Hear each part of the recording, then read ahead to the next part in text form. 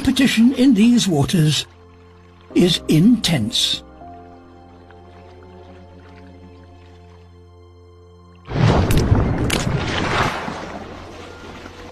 Meet Nimbochromis livingstoneii, a master of deception that tricks other fish into thinking it's dead. Its mottled coloration mimics decaying flesh.